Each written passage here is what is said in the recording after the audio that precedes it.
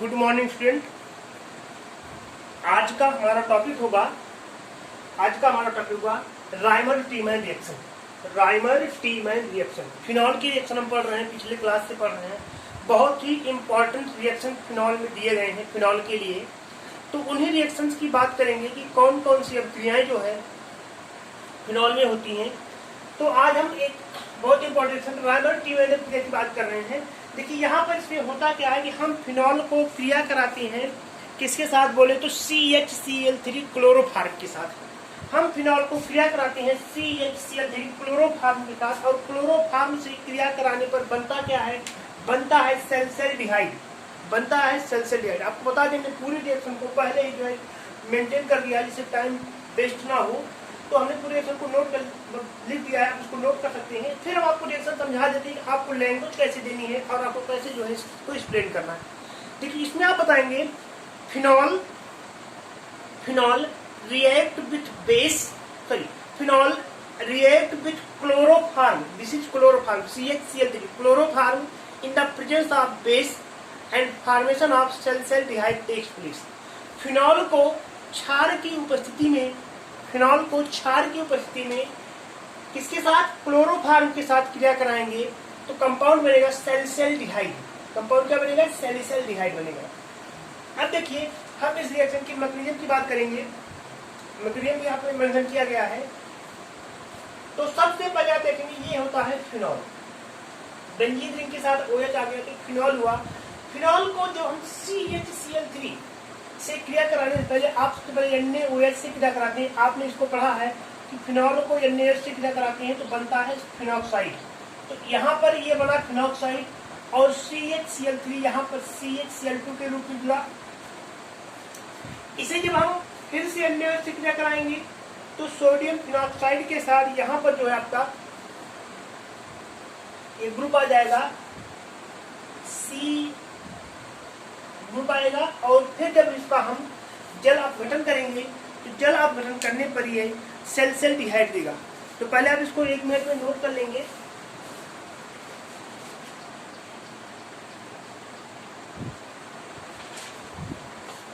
आप इसको नोट कर लेंगे। यहाँ पे रहेगा CHO। अब ये ग्रुप कैसे चेंज हो, आप मैकेनिज्म पढ़ना है आपको, तो मैकेनिज्म से समझाएंगे तो ज्यादा बेहतर होगा कि देखिए इसकी क्रियाविधि कैसे चलती है। ये दो रिएक्शन आप समझ सकते हैं। फिनॉल को यहाँ पर OH था, क्षार से क्रिया कराया तो यहाँ पर हो गया सोडियम फिनॉक्साइड, ONA हो गया, सोडियम फिनॉक्साइड बन गया। सोडियम फिनॉक्साइड बनाना एक मजबूरी होता है यहाँ पर, क्योंकि जब निगेटिव आयन के कन्वर्ट कर देते हैं तो रिएक्शन इसका बहुत आसानी से हो जाता है, और क्षार की हाइड्रोजन की प्रेजेंस में रिएक्शन उतनी आसानी से नहीं होता है। तो देखिए सबसे पहले जो NaOH आप जानते हैं कि NaOH जब डिसोसिएट होगा तो NaOH के डिसोसिएशन से बनेगा Na+ और OH-। इसका जब डिसोसिएशन होता है आप जानते हैं Na+ और OH- होता है। तो यहाँ पर एक OH- आएगा, ये आपका CHCl3 क्लोरोफार्म होता है। बहुत ही ध्यान से समझेंगे। तो ये क्लोर यहाँ से हाइड्रोजन लेकर के निकलेगा, ये H2O निकल जाएगा, H+ निकला तो ये क्या हो जाएगा, CHCl3 हो जाएगा CCl3 नेगेटिव आयन, यानी कार्बन का नेगेटिव आयन, ठीक है ना, कार्बन का नेगेटिव आयन हो जाएगा। और फिर इसे जब क्षार की उपस्थिति में क्रिया कराएंगे तो यहाँ से क्लोरीन निकलेगा, क्लोरीन का एटम निकलेगा, और देखिए ये क्लोरीन यहाँ पर अपने इलेक्ट्रॉन को देकर निकलेगा। इस पर एक फ्री रेडिकल का एक लोन पेयर इलेक्ट्रॉन आ जाता है, और इसे नाम ये बन जाएगा, यानी कि CCl3 से जब क्लोरीन निकला बचा क्या, CCl2 विथ 2 इलेक्ट्रॉन के साथ में बना। इसे कहते हैं डाइक्लोरोकार्बीन। और डाइक्लोरो आपको बता दें कि डाइक्लोरोकार्बीन ही इस रिएक्शन का अटैकिंग रिएजेंट होता है, आक्रमणकारी होता है। इस रिएजेंट का क्या होता है, आक्रमणकारी होता है। अब देखिए आप जानते हैं कि जब हम फिनॉल की बात करते हैं तो फिनॉल में आपको पहले बताया था रिजोनेंस। तो फिनॉल में ऑक्सीजन का इलेक्ट्रॉन रिंग में पार्टिसिपेट करता है। तो देखिए सबसे पहला स्टेप ये हुआ कि ये आपका है, इसको नाम देंगे आप फिनॉक्साइड आयन। फिनॉक्साइड आयन कैसे बनता है आपने पढ़ा है, जब फिनॉल को सोडियम हाइड्रोक्साइड से क्रिया कराते हैं तो बनता है सोडियम फिनॉक्साइड। सोडियम फिनॉक्साइड आपका ये होता है O और यहाँ से Na+ और O-। O- यहाँ पर लिखा गया है, यहाँ पर O- लिखा गया है, तो ये होगा फिनॉक्साइड आयन। तो फिनॉक्साइड आयन में जो इलेक्ट्रॉन है रिंग में पार्टिसिपेट करेगा, तो ये इलेक्ट्रॉन यहाँ मूव किया, ये लोन पेयर इलेक्ट्रॉन यहाँ पर मूव किया, तो कार्बन और ऑक्सीजन के बीच में डबल बॉन्ड बना, नेगेटिव चार्ज यहाँ पे आ गया, और जो आप जानते हैं यहाँ पर एक हाइड्रोजन है, वो हाइड्रोजन आपका बाहर हो जाएगा, वो हाइड्रोजन क्या होगा, बाहर हो जाएगा। अब जैसे ही हाइड्रोजन बाहर हुआ, इसका जो हमने कहा अटैकिंग एजेंट कौन सा, डाइक्लोरोकार्बन आयन। डाइक्लोरोकार्बन आयन यहाँ पर आएगा आर्थो पोजीशन पर, कहाँ पर आएगा, आर्थो पोजीशन पर, और ये जाकर के यहाँ पर जुड़ जाएगा, एक दूसरा एलिमेंट बनेगा, देखिए जिसमें सिंगल बॉन्ड H और सिंगल बॉन्ड CCl2 भी है। जब इसको हम इसका जल अपघटन करेंगे, तो जल अपघटन करने से इस हाइड्रोजन का ये हाइड्रोजन इस तरह से ब्रेक होगा, बॉन्ड इस तरह से ब्रेक होगा, H+ बनेगा और ये C- बनेगा। बाद में ये जो है ये हाइड्रोजन मूव करके जा करके CCl2 से कन्वर्ट कर देगा इसको CHCl2, इसे कन्वर्ट कर देगा। ये हाइड्रोजन यहाँ का हाइड्रोजन यहाँ आ गया, ये हो गया CHCl2। यहाँ की आगे कहानी थोड़ी सी इंटरेस्टिंग है। जब हम CHCl2 को किससे क्रिया कराएंगे, NaOH से क्रिया कराएंगे, तो Na+Cl- को लेके निकलेगा, यानी कि यहाँ पर जहां पर OH, इसको आप ऐसे लिख सकते हैं, इस तरह से लिखिए CHCl2, ये है Cl2।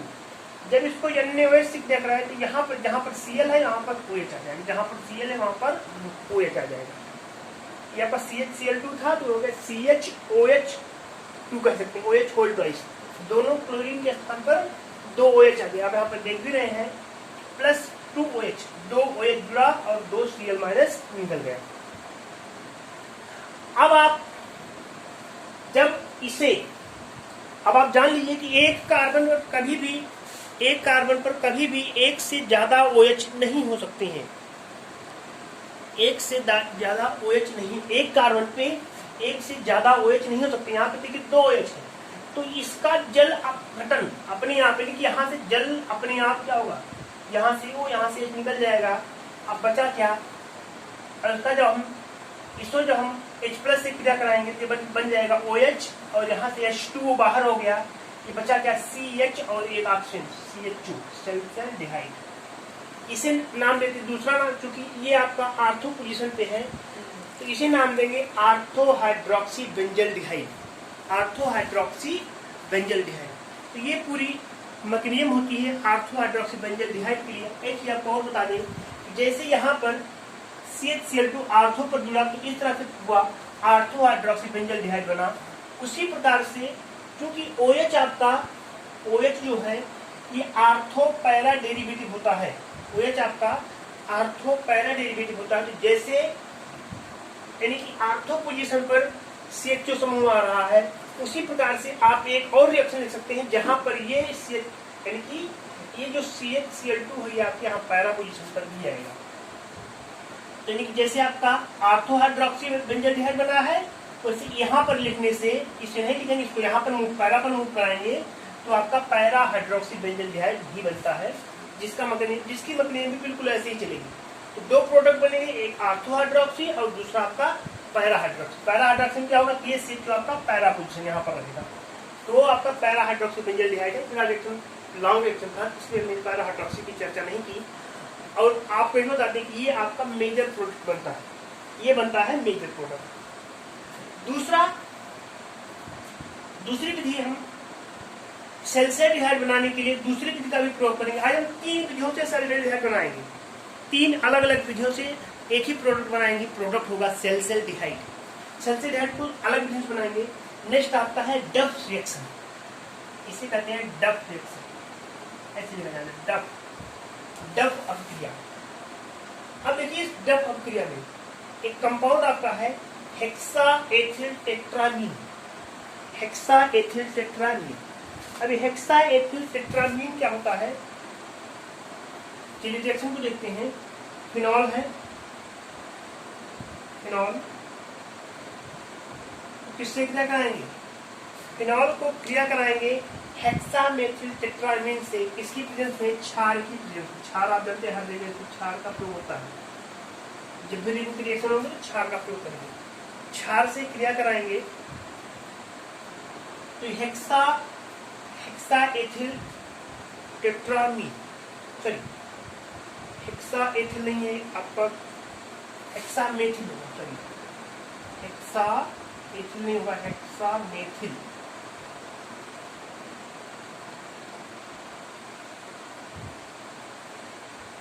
Hexamethylene tetramine. तो हेक्सामेथिलीन टेट्राएमीन का फार्मूला ये होता है CH2 6N4।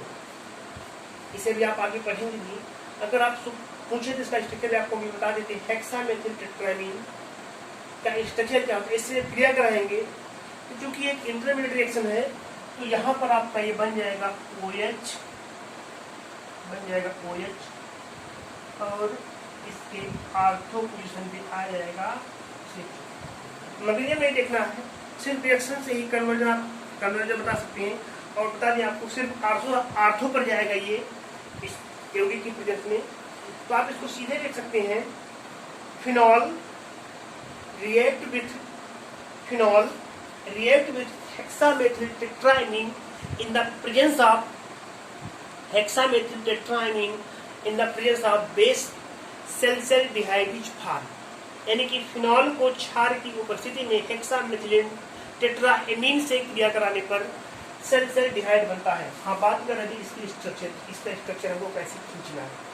बहुत ही सिंपल स्ट्रक्चर है, जैसे आप बेंजीन बनाते हैं वैसे बनाएंगे, मिटाना पड़ेगा बीच बीच में। चलिए इसका स्ट्रक्चर आपको दे देते हैं। ऐसे बेंजीन होता है, बेंजीन 1 2 3,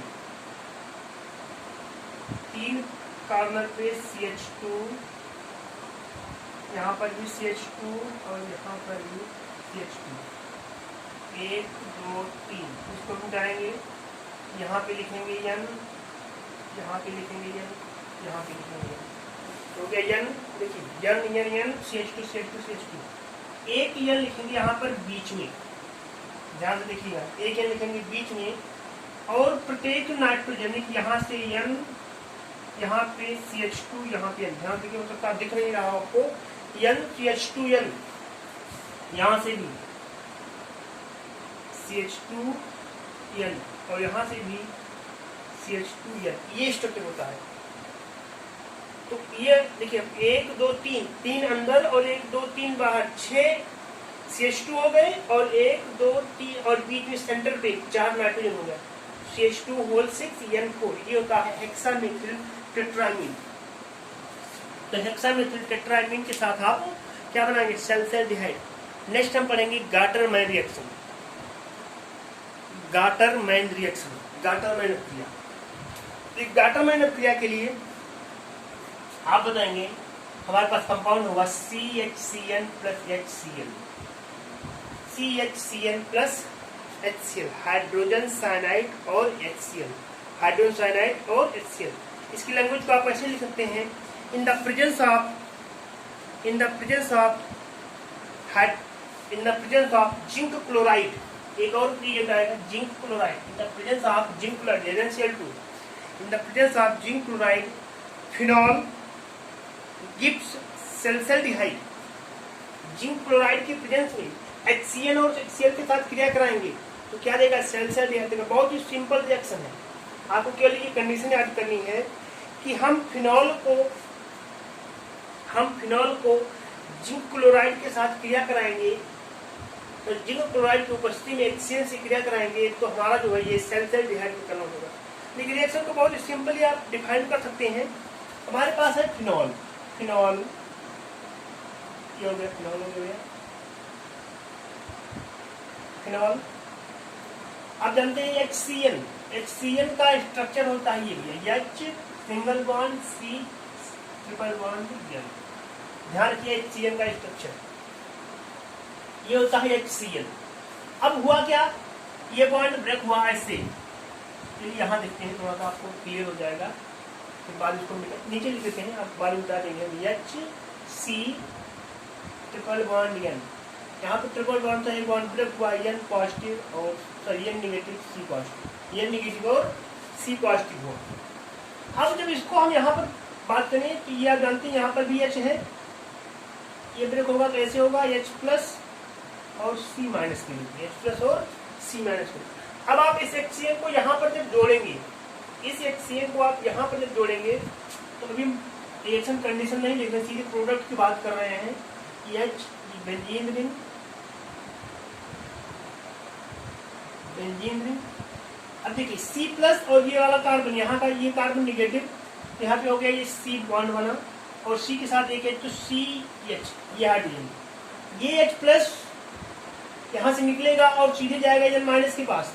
तो यहाँ पर देखिए C और ये वाला H हम आगे लिख दिए, CH, यहाँ पे हो गया डबल बॉन्ड, यहाँ पे हो गया ट्रिपल बॉन्ड था डबल बॉन्ड और बचा N आपका निगेटिव है, ये वाला हाइड्रोजन यहाँ पे आएगा, ये हाइड्रोजन यहाँ पे आएगा, ये हो जाएगा H, तो CH डबल बॉन्ड NH ये बनता है। इसको मिटा देते हैं रिएक्शन को, OH ये हो गया, यहाँ पे H इस तरह से H प्लस और C माइनस। रिएक्शन कंडीशन क्या क्या है, HC डायरेक्ट लिख देते हैं, HCl प्लस HCl, यहाँ पे है ZnCl2 प्लस HCl, HCl आपका ये HC triple bond N bond break हो तो ये माइनस और ये प्लस, ये बन गया। अब हम इसका जब जल अपघटन करेंगे, H2O से क्रिया कराएंगे, यहाँ से अमोनिया निकलेगा, चलिए दिखाते हैं कैसे निकलेगा। ये आपका CH डबल बॉन्ड NH है, इसको यहाँ लिखते हैं CH डबल बॉन्ड NH, इससे इसे किससे क्रिया कराएंगे, जल से, HOH H2O 2H2O यहाँ प्लस 2H, देखिए होगा क्या, फिर ये इधर बेंजीन से जुड़ा हुआ होगा क्या, ये बॉन्ड फिर से ब्रेक होगा, N बना निगेटिव और ये बना पॉजिटिव, ये निगेटिव और ये पॉजिटिव। अब जब ये निगेटिव बना, जब इसका हम HOH कराएंगे तो OH आएगा यहाँ पर और OH आएगा यहाँ पर, यानी कि आप ऐसे सिंपली मान सकते हैं कि इस रिएक्शन के ब्रेक होने से ये आपका बन जाएगा CH, यहाँ पर एक और हाइड्रोजन, ये NH और यहाँ पर एक हाइड्रोजन ये चला गया H और यहाँ पे आएगा OH आ गया यहाँ पर और इनके बीच में सिंगल बॉन्ड। इस बार जब फिर से ब्रेक करेगा तो फिर ये निगेटिव, फिर ये पॉजिटिव, फिर वही कहानी कि यहाँ पर H, यहाँ पर OH, ये बन जाएगा CH OH एक और OH प्लस NH3, ऐसे होता है। तो देखिए अब यहाँ पे अमोनिया निकल गया, जैसे आपको पिछले रिएक्शन बताया था कि कार्बन पर 2 OH आ गया, कार्बन पर 2 OH आ गया, तो 2 OH के आने से यहाँ से H2O निकल जाएगा, तो माइनस H2 निकलेगा तो केवल एक ही जल का प्रयोग होगा, यहाँ पर माइनस प्लस H2O, एक जल निकल गया, ये बन जाएगा OH विद बेंजीन रिंग और यहाँ पे आपका हो जाएगा CH, क्या बना, सैलिसाइल्डिहाइड, क्या बना, सैलिसाइल्डिहाइड। तो आज के लिए इतना ही, नेक्स्ट क्लास में हम पढ़ेंगे फॉर्मेशन ऑफ बाइकेलाइट।